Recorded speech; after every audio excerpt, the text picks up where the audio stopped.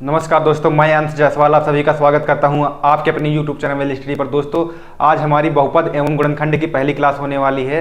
तो पहली क्लास में हम लोग इसका बेसिक के बारे में जानेंगे, बेसिक से लेकर हाई लेवल तक आगे बढ़ते चले जाएंगे। पहली क्लास में हम लोग बेसिक के बारे में जान के इस पर कुछ कॉन्सेप्ट देखेंगे। फिर नेक्स्ट वीडियो में हम प्रीवियस ईयर क्वेश्चन पेपर को सॉल्व करेंगे, जो कि पॉलिटेक्निक एंट्रेंस एग्जाम की तैयारी के लिए कराए जाएंगे।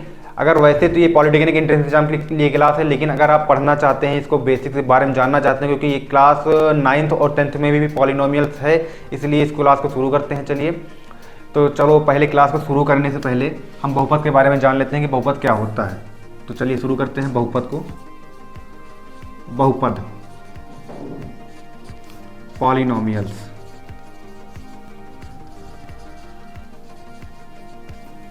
दोस्तों, इसकी डिफिनीशन से भी क्वेश्चन पूछे जा सकते हैं।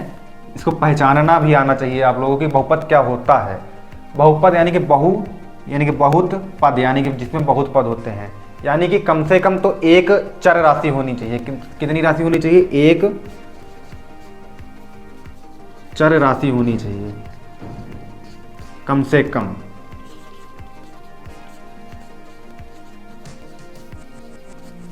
चर राशि का मतलब वेरिएबल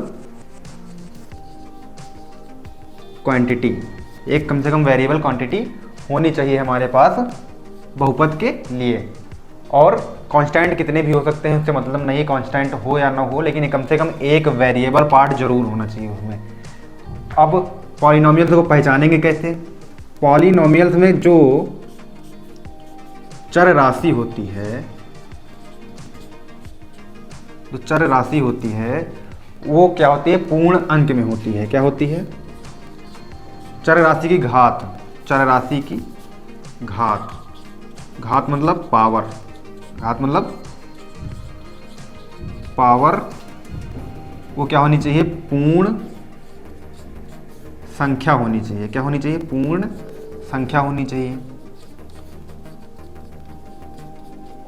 अर्थात अगर कोई पॉलिनोमियल्स है, यानी कि बहुपद कोई है, तो उसमें जो चर राशि की पावर होती है, यानी कि वेरिएबल्स की जो पावर्स होती है, वो क्या होनी चाहिए? पूर्ण संख्या होनी चाहिए।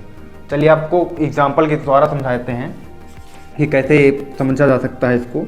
अगर मान लो कहीं लिखा है x² + 3x + 2, दूसरा लिखा है x⁴ 3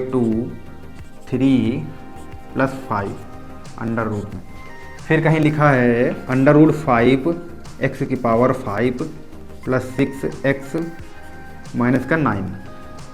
तीसरा मान लो क्वेश्चन दिया गया है आपको x⁴ √x 3 + 5,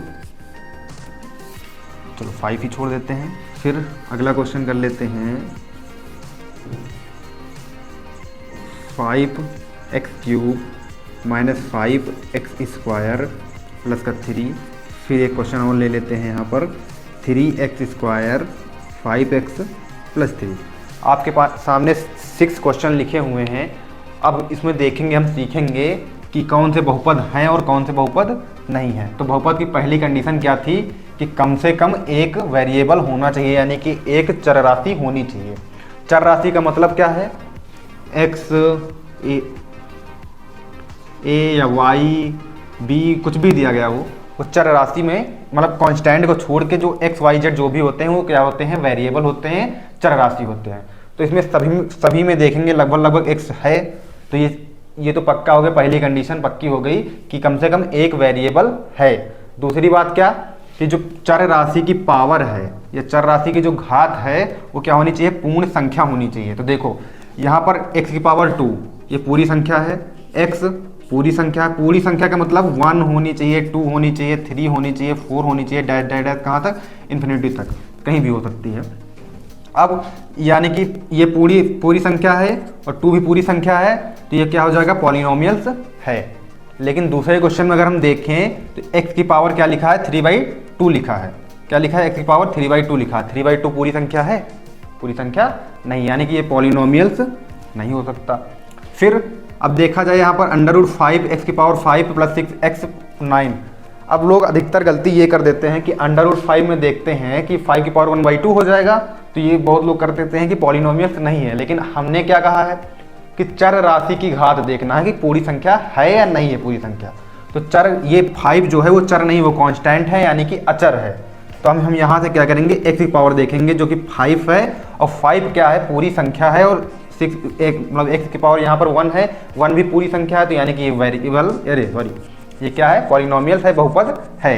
अगर यहाँ से देखा जाए तो ये x की पावर में 1/2 हो जाएगा, क्या हो जाएगा, पावर में 1/2 हो जाएगा। 1/2 पूरी संख्या नहीं है, यानी कि पॉलिनोमियल्स नहीं है।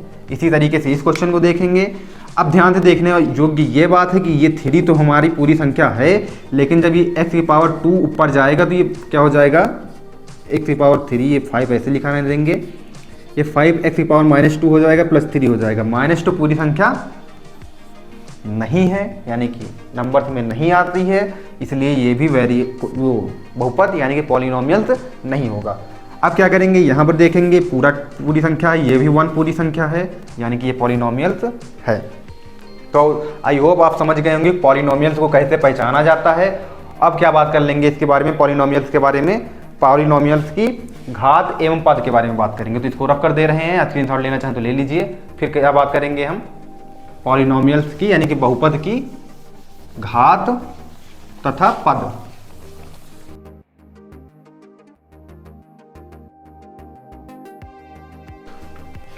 तो चलिए दोस्तों शुरू करते हैं बहुपद की घात एवं पद की, यानी कि the power and terms of polynomials, the power and terms of polynomials. चलिए बात करते हैं किसकी, the power and terms of polynomials. अब क्या करेंगे, क्या बहुपद के बारे में हम जान गए हैं कि बहुपद मान लो कोई लिखा है पॉलिनोमियल्स, x की पावर 3 + 5x² + 9x की पावर 7 + 9। अगर आपको इस पॉलिनोमियल्स की हमको क्या बतानी पड़े, घात बतानी पड़े और पद बताने पड़ेंगे, तो क्या बताएंगे आप। तो पहले हम जान लेते हैं घात और पद होता क्या है। यानी कि किसी भी पॉलिनोमियल्स की जितनी मैक्सिमम पावर होगी, यानी कि जितनी भी वेरिएबल की मैक्सिमम पावर होगी, किसकी पावर, वेरिएबल की, यानी कि चर राशि की, क्या लिख देंगे यहाँ पर, चर राशि की अधिकतम घात को पॉलिनोमियल्स की घात कहते हैं, यानी कि बहुपद की घात कहते हैं। यानी कि मैक्सिमम जो पावर होगी, मैक्सिमम पावर इसमें क्या होगी, वो वेरिएबल की। यहाँ x की पावर 3 है, यहाँ x की पावर 2 है, यहाँ x की पावर 7 है। तो आप जानते हैं कि 7 क्या है, मैक्सिमम है इस क्वेश्चन में पावर्स। तो हम क्या कर देंगे, इस क्वेश्चन का सही आंसर जो होगा वो क्या हो जाएगा, वो 7 हो जाएगा। इस क्वेश्चन का क्या हो जाएगा, सही आंसर हो जाएगा। अब बात कर लेते हैं पद की, बात कर लेते हैं कि पद क्या होते हैं। अब ध्यान से देखिए पद क्या होगा इसमें, एक तो ये टर्म हो गया जो एक पूरे में लिखा हो, यानी कि अब प्लस माइनस जहाँ से शुरू हो जाएगा वो टर्म्स हो जाएंगे। जैसे एक इसमें ये हो गया 2 3 4, यानी कि ये हम नहीं देखेंगे कि 9 लिखा है, x लिखा तो ये 2 हो गए, ये क्योंकि एक में ही लिखे नहीं है। यानी कि ये पूरा एक टर्म, 2 टर्म, 3 टर्म, 4 टर्म, यानी कि टोटल टर्म्स की बात करें तो इसमें कितनी है, 4 है। इस क्वेश्चन का सही आंसर हो जाएगा, पावर इसमें मैक्सिमम कितनी है, 7 है, यानी कि पॉलिनोमियल्स की पावर क्या हो जाएगी, 7 हो जाएगी। टर्म्स की बात करें तो टर्म्स इसमें कितने हो जाएंगे, 4 हो जाएंगे। पॉलिनोमियल्स के एकदम बेसिक से चल रहे हैं हम लोग, एकदम शुरुआत से मानते हैं ये आप लोगों को आता होगा, लेकिन फिर भी आप लोगों के लिए जानना जरूरी है क्योंकि ये कोई जल्दी पढ़ाता नहीं है, इसलिए इसको पढ़ाया जा रहा है। इसके बाद हम इस पर क्वेश्चन भी करेंगे आने वाले क्लासेस में, लेकिन ये पहले डीप जान लेते हैं, उसके बाद क्वेश्चन करने में बहुत ही आसानी होगी। जब क्वेश्चन कराए जाएंगे आपको तो क्वेश्चन करने में बहुत समस्याएं नहीं होंगी। तो चलिए आगे बढ़ते हैं, एक क्वेश्चन और समझ लेते हैं हम लोग। x की पावर 3 9x की पावर 9 + 3 की अगर हम बात करें पावर की, क्या बात करें, पावर्स की बात करें, तो पावर्स आप क्या बताएंगे, पावर्स आप बताएंगे कि इसमें मैक्सिमम जो पावर है वो कितनी है, 9 है। तो जो घात हो जाएगी वो कितनी हो जाएगी, पावर जो हो वो हमारी कितनी हो जाएगी, वो 9 हो जाएगी। क्या हो जाएगी, 9 हो जाएगी। और यहीं से अगर टर्म्स की बात करें, पद की बात करें, तो पद कितनी हो जाएंगे, यानी कि टर्म्स, वो टर्म कितने हो जाएंगे, 1 2 3 हो जाएंगे। यानी कि इस क्वेश्चन में घात जो होगा वो 9 हो जाएगा और पद कितने होंगे, 3 होंगे। तो चलिए इसको रफ कर दे रहे हैं, आप समझ गए होंगे कि घात और पद क्या होते हैं, यानी कि पावर्स एंड टर्म्स क्या होते हैं पॉलिनोमियल्स के। अब बात कर लेते हैं बहुपद के प्रकार की। तो बहुपद के प्रकार शुरू करेंगे, आप स्क्रीनशॉट लेना चाहें तो ले लीजिए।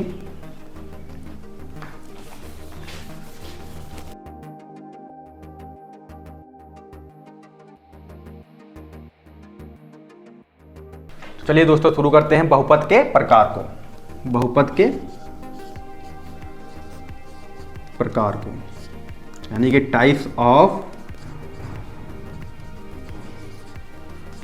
पॉलिनोमियल्स। अब बात करेंगे किसकी, बहुपद के प्रकार के। तो बहुपद के प्रकार की अगर हम बात करें तो बहुपद के प्रकार को 2 भागों में बांटा गया। पहली चीज तो 2 आधारों पर बांटा गया है। अगर बहुपद की प्रकार की बात करें तो उसको 2 प्रकार से परिभाषित किया जा सकता है। पहले 2 भागों में, मतलब 2 तरीकों से बांटा जा गया है बहुपद के प्रकार को। तो पहला जो टाइप्स है वो किस आधार पर है, घातों के आधार पर। घातों के आधार पर यानी कि पावर के आधार पर। फिर दूसरा है पद के आधार पर। पद के आधार पर पहले बात कर लेंगे घात के आधार पर कितनी टाइप्स में बांटा गया है। तो देखिए, अगर कहीं पर जो वेरिएबल है या चर राशि है वो उसकी जो पावर है वो 0 है। क्या है, अगर घात हमारी यानी कि पावर जो है वो 0 है, क्या लिखेंगे, घात अगर 0 है तो जो बहुपद होगा वो क्या होगा, अचर बहुपद होगा। क्या होगा, अचर बहुपद होगा। अचर बहुपद का मतलब कांस्टेंट पॉलिनोमियल्स होगा। क्या होगा, कांस्टेंट पॉलिनोमियल्स होगा। अब ध्यान से देखिए, यहां पर घात का मतलब 0।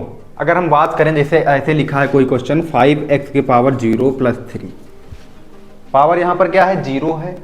हम लोगों ने पहले ही पढ़ रखा है कि अगर किसी की पावर में 0 है तो उसकी वैल्यू 1 होती है। तो यानी कि यहाँ पर इसकी x की पावर 0 की वैल्यू क्या हो जाएगी, 1 हो जाएगी। तो 5 3 कितना हो जाएगा, 8 हो जाएगा। यानी कि इसमें कोई भी वेरिएबल है ही नहीं, तो इसलिए इसको हम क्या कहेंगे, अचर बहुपद कहेंगे। क्या कहेंगे, अचर बहुपद कहेंगे। अगर घात क्या है, 1 है। क्या है, घात क्या है, 1 है। पावर यानी कि 1 है, तो इस तरीके के बहुपद को क्या कहेंगे, अगर पावर हमारी 1 है तो इस तरीके के बहुपद को क्या कहेंगे, रैखिक बहुपद कहेंगे। क्या कहेंगे, रैखिक बहुपद कहेंगे। यानी कि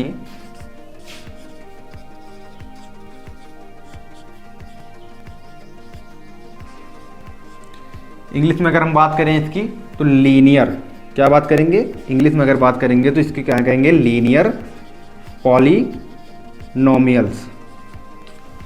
अब ध्यान से यहाँ देखिए, अगर इसकी एग्जाम्पल की बात की जाए, यानी कि पावर क्या है, 1 है। इसकी एग्जाम्पल के मानी कोई भी कांस्टेंट लेंगे, 5 ऐसे लिख देंगे। अच्छा, 5x की पावर 0 + 3 लिख देंगे यहाँ पर।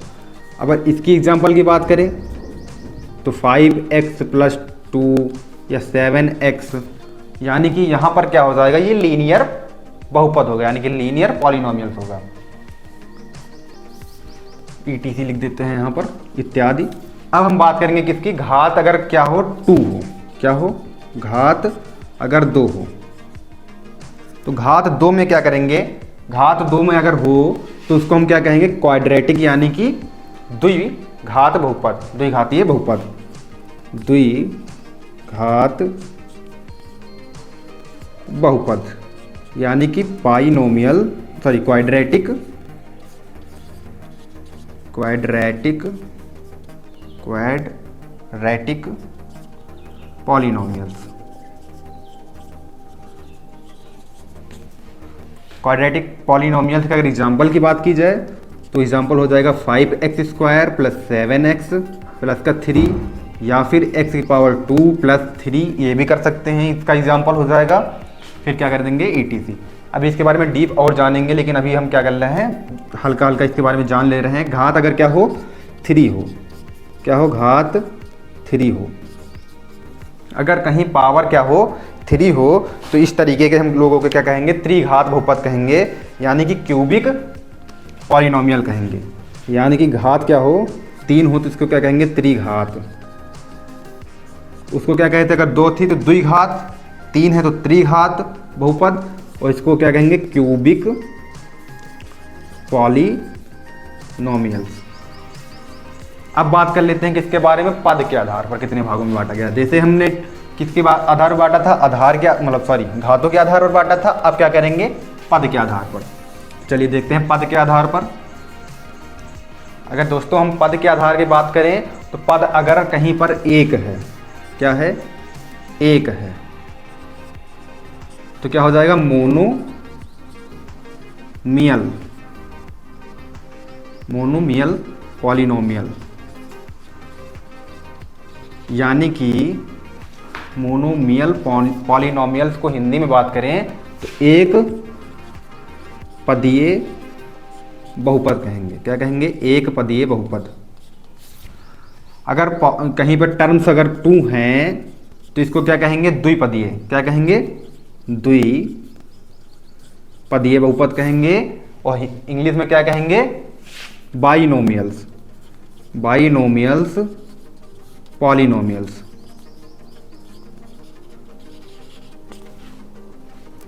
क्वेश्चन यहाँ से भी पूछे जाते हैं कि अगर मान लो एक क्वाड्रेटिक क्वेश्चन दे दी जाएगी आपको, तो बताना रहेगा कि ये कौन सा बहुपद है, तो आपको बताना पड़ेगा कि कौन सा है, यानी कि द्विपदीय है या एक पदीय है। इसीलिए बेसिक से चल रहे हैं कि अगर क्वेश्चन आ जाए, अगर अगली नेक्स्ट वीडियो में हम क्लास में जो क्वेश्चन करेंगे तो क्वेश्चन से आपको लगेगा कि इस क्लास का क्या महत्व है, तो इसलिए इस क्लास को बहुत अच्छे से देखिए और समझते रहिए। अगर अच्छा इसकी एग्जांपल की बात कर लें तो अगर कहीं लिखा हो x लिखा हो या 3x लिखा हो या 5x लिखा हो या 5x² लिखा हो, x³ लिखा हो, आप कुछ भी कर सकते हैं, लेकिन एक पद होना चाहिए ETC। अब द्विपद का मतलब x+2 हो या x³ + x हो या x⁵ हो, ETC द्विपद हो जाएगा। अब क्या करेंगे, 3 अगर टर्म्स कितनी हो या पद कितने हो, 3 हों। अगर 3 होंगे तो क्या कहेंगे, त्रिपदीय कहेंगे। क्या कहेंगे, त्रिपदीय कहेंगे। इंग्लिश में बात करें, अगर इंग्लिश में बात करें तो इसको क्या कहेंगे, ट्राइनोमियल पॉलिनोमियल्स कहेंगे। चलिए एग्जाम्पल की बात कर लेते हैं। इसकी एग्जाम्पल अगर हम कहें तो x³ + x² + 3 या x² + 3x + 2, अब x⁵ + 6x + 7। तो हम आप लोगों ने देखा, अब हमने क्या बात कर ली, बहुपद के प्रकार की बात कर ली। बहुपद के प्रकार कितने होते हैं, 2 प्रकार से बांटा गया है। पहले कौन से, घातों के आधार पर, फिर दूसरा पदों के आधार पर। घातों के आधार पर चर्चा कर ली हम लोगों ने, फिर पद के आधार पर चर्चा कर ली। आप स्क्रीनशॉट लेना चाहें तो ले लीजिए।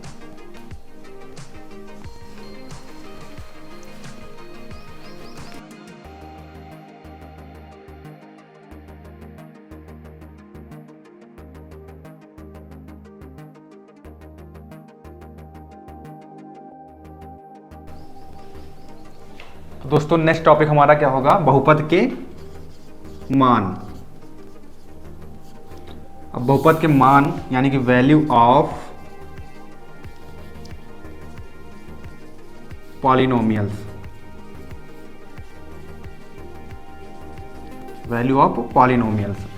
अब हम मान लो अगर कहीं दिया गया है कोई पॉलिनोमियल्स px = x² + x + 3, कहीं पर कोई पॉलिनोमियल्स दिया गया है x² + x + 3, तो अगर कहीं पूछा जाए, क्या पूछा जाए, या तो 2 तरीके से पूछा जा सकता है, P2 पूछा जाए या x = 2 पर बहुपद का मान पूछा जाए। तो इस तरीके के क्वेश्चन भी पूछे जाते हैं, या क्लास 9th में पढ़े होंगे या 10th में पढ़े होंगे आप लोग। यही क्वेश्चन पॉलिटेक्निक एंट्रेंस एग्जाम में पूछे जाते हैं। तो चलिए देखते हैं कैसे सॉल्व किया जाता है इसको। x = 2 की बात करें अगर हम, या P, अब x = 2 है तो x यहाँ पर क्या कर देंगे, P2 बराबर कितना हो जाएगा, x की जगह पर क्या रख देंगे, अब हम वैल्यू 2 रख देंगे, यानी कि 2 का स्क्वायर लगा देंगे, +2 + 3, 2 2 जा कितना हो जाएगा 4, + 3 2 कितना हो जाएगा 5, 5 4 कितना हो जाएगा 9 हो जाएगा। यानी कि x = 2 पर जो इस फंक्शन की यानी कि जो इस पॉलिनोमियल्स की वैल्यू थी वो कितनी होगी, 9 होगी। अगर मान लो अगर कहीं दूसरी तरीके से क्वेश्चन दे दिया जाए आपको, पी जेड बराबर क्या दे दिया जाए, Z cube plus Z square minus Z plus का 2 दे दिया जाए और x बराबर -1 पर इसकी वैल्यू पूछ ली जाए, तो कैसे करेंगे, लिख देंगे p -1 बराबर 1 का क्यूब प्लस -1 का होल स्क्वायर माइनस का यहाँ 1 प्लस का 2 हो जाएगा।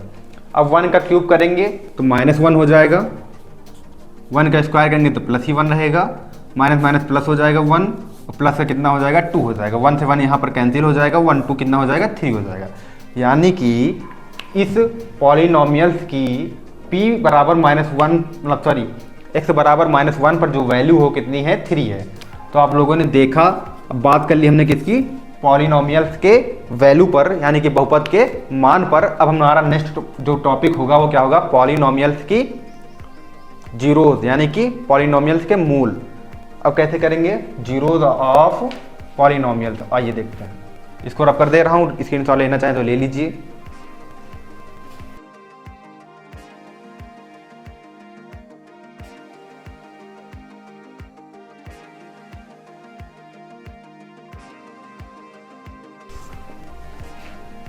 तो दोस्तों हमारा नेक्स्ट टॉपिक क्या होगा, बहुपद के शून्यक। क्या होगा, बहुपद के शून्यक, जीरोज ऑफ पॉलिनोमियल्स। तो दोस्तों इससे पहले हम लोगों ने पढ़ा था बहुपद के मान। तो बहुपद के मान में क्या होता था, अगर कहीं दिया हुआ होता था पी एक्स बराबर, मान लो दिया होता था x square plus x plus 3। अगर हम ये लिख दे रहे हैं x square plus x plus 3, तो इसकी हमने अभी एक्स बराबर 2 पर वैल्यू फाइंड की। अब हम क्या करेंगे, अगर क्या कि a बराबर मान लो x बराबर कुछ रखने पर क्या, मान लो a रखने पर, x बराबर a रखने पर, यानी कि p a पर अगर इसकी वैल्यू जो है, इसकी वैल्यू यानी कि इसकी वैल्यू p x की वैल्यू जो पॉलिनोमियल्स की वैल्यू है, अगर वो 0 हो जा रही है, क्या हो जा रही है, p a की वैल्यू क्या हो जा रही है, 0 हो जा रही है। यानी कि x बराबर a रखने पर पॉलिनोमियल्स की वैल्यू क्या हो जा रही है, 0 होने जा रही है। तो जो a है वो इसका क्या होगा, 0 होगा, क्या होगा, 0 होगा। अब मान लो अगर कहीं ज़्यादा मतलब a रख दिया और x बराबर b रखने पर भी 0 हो गया, तो यानी कि a और b इसके क्या हो जाएंगे, जीरोज हो जाएंगे। क्या हो जाएंगे, जीरोज हो जाएंगे।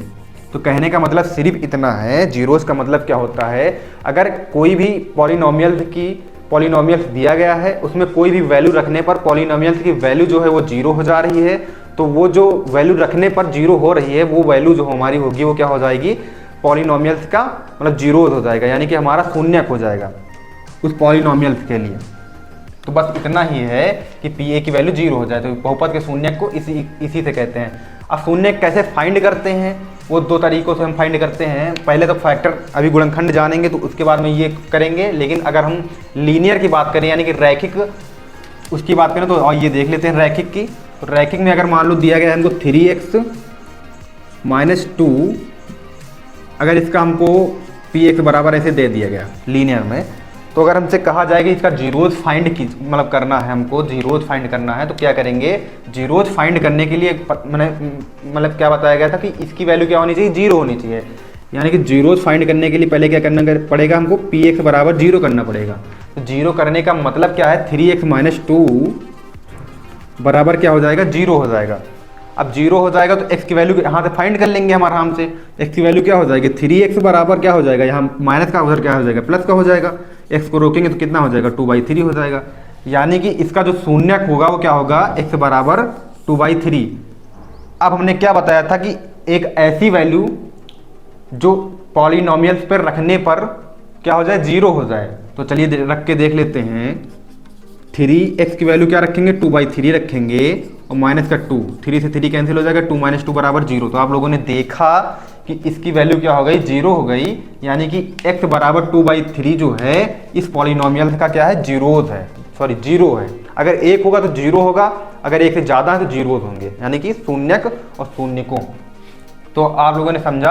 अब क्या कर लेंगे, हम बात कर लेंगे गुणनखंड की बात कर लेंगे, इसके बाद इसके हम क्वाड्रेटिक इक्वेशन को सॉल्व करना सीखेंगे। तो चलिए इसको रब कर दे रहे हैं।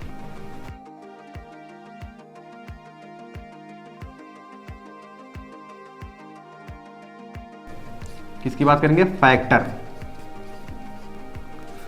अब गुणनखंड का मतलब ये हुआ कि जैसे हम लोगों ने पढ़ के आया था कि अभी 9 को हम कैसे लिख सकते हैं, 3 × 3, यानी कि इसको 2 पार्ट में लिख सकते हैं। यानी कि अगर कोई पॉलिनोमियल्स दिया गया है, मान लो पॉलिनोमियल्स हमको दिया गया है x² + 10x + का 25, यानी कि ये हमको दिया गया है।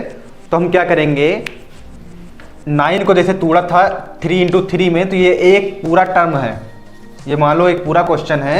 अब इस पूरे क्वेश्चन को हमको क्या करना है, इंटू में, यानी कि जैसे इंटू में लिखा है उसको ऐसे ही करना है। तो उसको करने के लिए हमको क्या करना चाहिए, पता होना चाहिए, फैक्टर करना है, यानी कि गुणनखंड करना पता होना चाहिए। तो गुणनखंड कैसे करेंगे, क्वाड्रेटिक इक्वेशन में करना बहुत ही आसान है। बस समझना ये है कि अगर ये जो यहाँ से जो आगे, ये पहले इक्वेशन कौन सी फॉर्म में है इसको समझ लेते हैं, ax² + bx + कि c के फॉर्म में है। अब इस फॉर्म में इक्वेशन को कैसे सॉल्व किया, गुणनखंड कैसे किया जाता है, ये सीखेंगे। तो पहले हम क्या करेंगे, जो 25 लिखा है, जो आगे यहाँ पर लिखा है, यहाँ तो 1 है, मतलब अंडरस्टूड है, 1 लिखा नहीं जाता है। तो 1 को हम पहले क्या करेंगे, c से मल्टीप्लाइड करके रखेंगे, कितना आएगा, 25 × 1 = 25 हो जाएगा। यानी कि 25 का हमको ऐसा फैक्टर करना है 25 का कि जो जोड़ने पर, यहाँ जो ये वाला साइन होता है ये बहुत ही महत्वपूर्ण होता है। अगर ये माइनस लिखा होता तो घटाने पर, यहाँ प्लस लिखा है तो जोड़ने पर, यानी कि 25 का एक ऐसा फैक्टर करना है कि जोड़ने पर कितना आना चाहिए, बीच वाला पार्ट, यानी कि 10 आना चाहिए। कितना आना चाहिए, 10 आना चाहिए। तो 5 जो आप लोगों ने पढ़ा होगा, 5 × 5 क्या होता है, 25 भी होता है। 5 को ऐड करें तो कितना हो जाएगा, 10 भी हो जाएगा। तो इसको हम क्या लिखेंगे, 5 + 5 लिखेंगे 10 को। तो x² + 5 + 5 लिखेंगे किसको, 10 को, और ये x + 25 हो जाएगा। अब x² + 5x + 5x + 25 हो जाएगा। x इसमें से कॉमन लेंगे तो x + 5 हो जाएगा, और प्लस का 5 इसमें से कॉमन लेंगे तो x + 5 हो जाएगा। यानी कि ये x + 5 एक ब्रैकेट में, x + 5 एक ब्रैकेट में। तो आप लोगों ने यहाँ से देखा कि ये अब 2 भागों में टूट चुका है, जो कि पहले क्या था, क्वाड्रेटिक इक्वेशन था, यानी कि द्विघात समीकरण थी। अब उसको हमने क्या किया है, 2 भागों में तोड़ दिया, यानी कि इसका गुणनखंड कर दिया। तो गुणनखंड इसी को कहते हैं। अगर गुणनखंड के कितने भागों में टूटता है इसकी बात करें तो आप लोग ये समझ लीजिए कि अगर कहीं पर जो पावर है मैक्सिमम, यानी कि जो पावर ऑफ पॉलिनोमियल्स, यानी कि वो कितनी है, 1 है, तो इसका फैक्टर सिर्फ 1 ही होगा। अगर 2 है तो 2 होगा, जैसे यहाँ पर क्वाड्रेटिक इक्वेशन 2 थी, तो इसका जो फैक्टर हुआ वो कितना पार्ट में हुआ, 2 पार्ट में हुआ। अगर 3 हुआ तो मैक्सिमम कितना हो सकता है, 3 हो सकता है, या 2 भी हो सकता है। अब 3 को करने का ये है तरीका कि 3 को करने का तरीका यही है कि एक हमको शून्य पहले से पता होना चाहिए, यानी कि एक पहले शून्य हम पता करेंगे, फिर उसको सॉल्व करेंगे, मतलब डिवाइड करना सीखेंगे, उसको डिवाइड करेंगे, उससे डिवाइड करके एक क्वाड्रेटिक इक्वेशन बनेगी। अगर क्वाड्रेटिक इक्वेशन सॉल्व हो रही तो उसको सॉल्व करेंगे, नहीं तो उसको वैसे ही लिख देंगे। यानी कि वो सीढ़ीधाराचार्य सूत्र लगा के अगर सॉल्व करना चाहें तब भी सॉल्व कर सकते हैं आप, वरना उसको आप वहाँ से छोड़ सकते हैं। तो वो बात हम करेंगे नेक्स्ट वीडियो में, क्योंकि ये क्लास बहुत बड़ी हो जाएगी। इसीलिए नेक्स्ट वीडियो में हम क्या सीखेंगे, भाग करना सीखेंगे। नेक्स्ट वीडियो में हम भाग करना सीखेंगे, और गुणनखंड पर में,